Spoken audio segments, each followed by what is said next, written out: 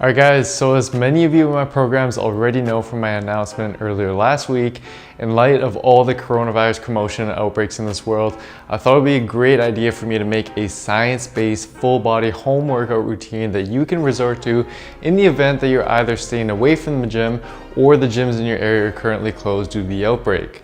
Now typically when we think of home workouts where you're more or less limited to just using your body weight, we automatically assume that they're inferior for muscle growth when compared to working out at a gym where you have access to heavy weights. And I'm not gonna lie, for most home body weight workouts out there, this is true and they are in fact inferior for growth. But this is simply because they aren't designed properly, because research has time and time again shown that in both untrained and trained individuals, you can make comparable gains in muscle mass by using either lighter loads with your body weight, for example, or heavier weights in the gym.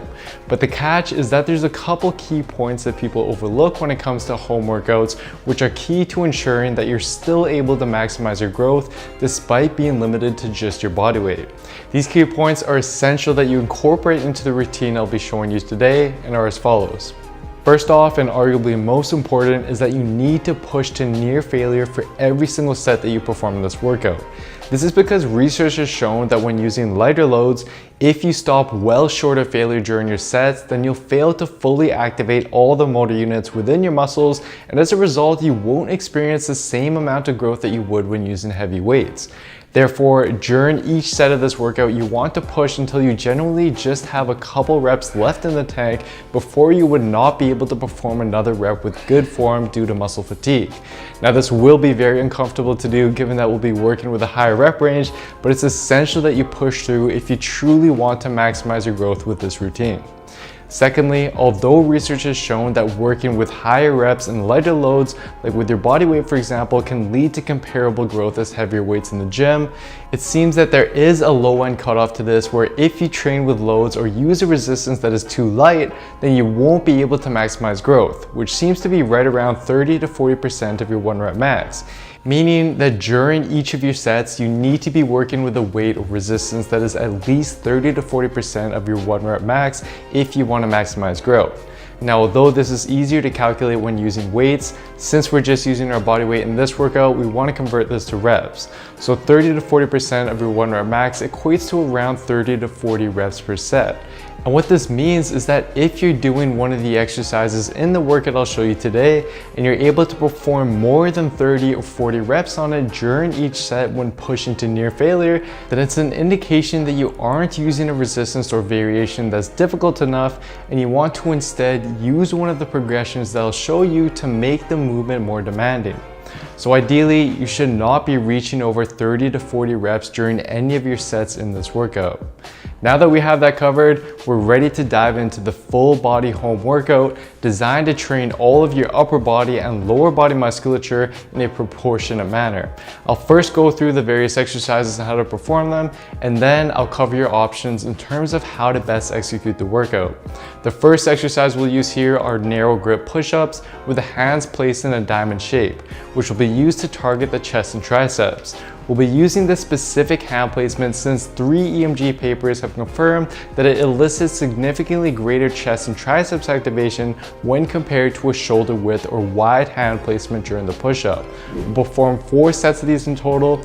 2 of these sets will be performed on a flat surface to emphasize the whole chest, whereas 2 of these sets should be performed in a decline with your feet elevated and your hands positioned a little bit more towards your face, as this will now shift more emphasis to the upper chest, given that it now incorporates more shoulder flexion into the push-up, which is one of the main functions of the upper chest.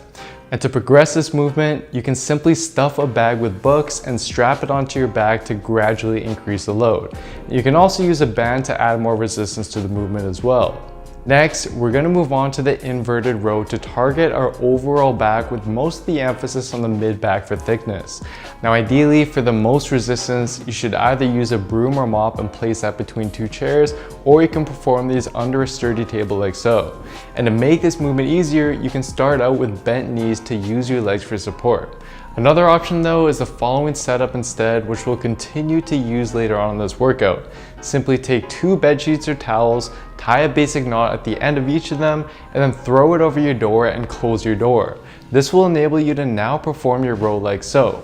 For whichever variations you do choose though, you can progress them by either getting your body more horizontal to the ground by elevating your feet, for example, and or add more load with the use of a backpack stuffed with books. Next, we'll be moving on to something called pike push-ups to mainly target the shoulders and triceps. For these, you can start them out on the ground by assuming a push-up position and then moving your hands closer to your feet while keeping your legs straight such that your body now makes an upside down V shape. Then bend your elbows and lower your upper body until the top of your nose nearly touches the floor. Your head should move forward past your hands as you reach the bottom position and then return to between your hands at the top position. And just like with the overhead press, your elbows should not flare out sideways. Keep them tucked and forearms vertical over your wrists as you descend. Then, to progress this, you can first simply elevate your feet up to the edge of a platform. And then to progress this even further, you can move your hands closer to the feet, which will make the movement considerably harder. And then again, just repeat the process of elevating your feet onto a higher platform once you're ready. I'd recommend marking down with tape how far your hands are from the platform so you're able to accurately gauge your progress over time. Next, it's time to target the back, primarily the lats, with a vertical pulling angle rather than horizontal like we did earlier. This one is bound to get you weird looks around the house, but is worth it for the return and back gains it's going to provide. Simply lay on a smooth surface and use something for grip on your hands like shoes, for example. Then you simply perform a lat pull down motion by pulling your elbows down to slide your body up. You should feel your lats working as you do so. And to progress it, you can simply add weight with a backpack and or provide additional resistance by pressing your feet into the ground as you perform your reps. Now it's time for some arms isolation. Go back to your bedsheet setup and lean back with your arms straight like so. Then, keeping your body straight and elbows locked in position, curl your hands towards your face by using your biceps. Then, to target the long head of the triceps, which has yet to be emphasized in this workout, you can simply switch over and perform tricep extensions like so. Again, keeping the elbow locked in place and your body in a straight line. Alternatively, these can also be done on an elevated platform like so.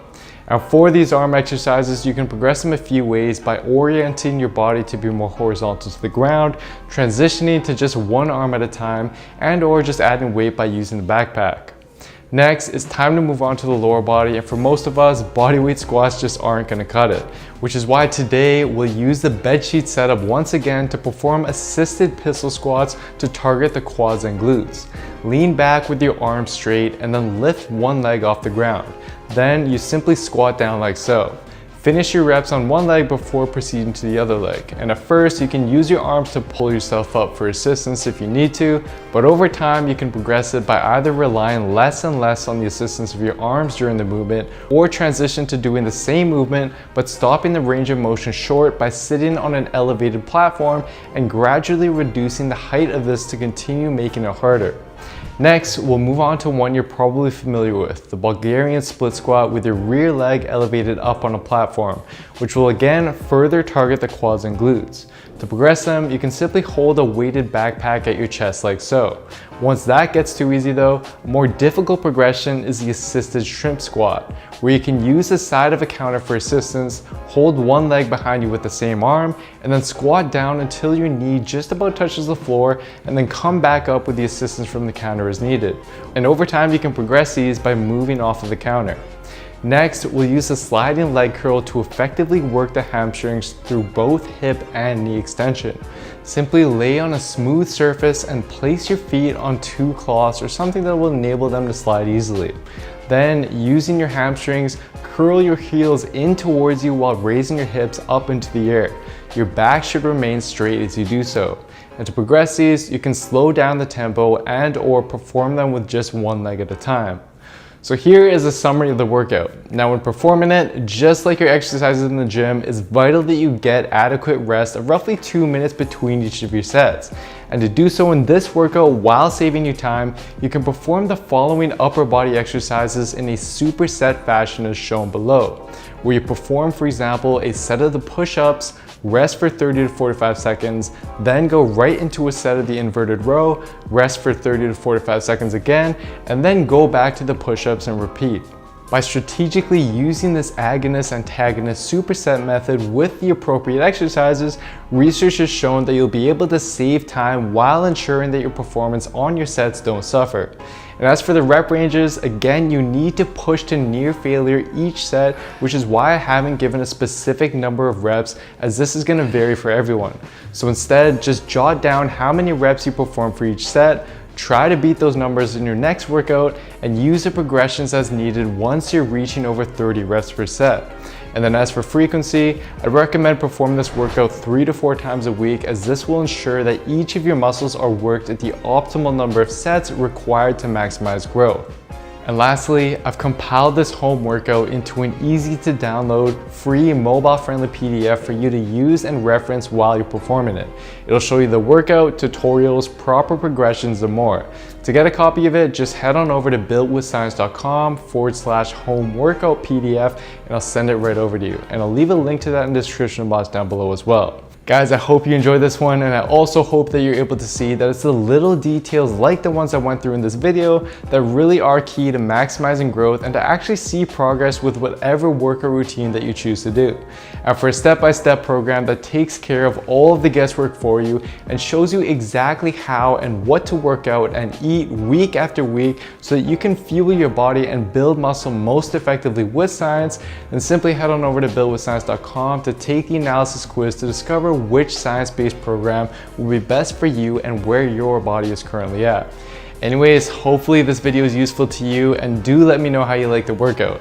And please don't forget to show your support by giving the video a like, commenting below as to what you'd like to see me cover next, and subscribing to the channel and turning on notifications to the channel as well, as this all really does help me out. Stay safe everyone, and I'll see you next time.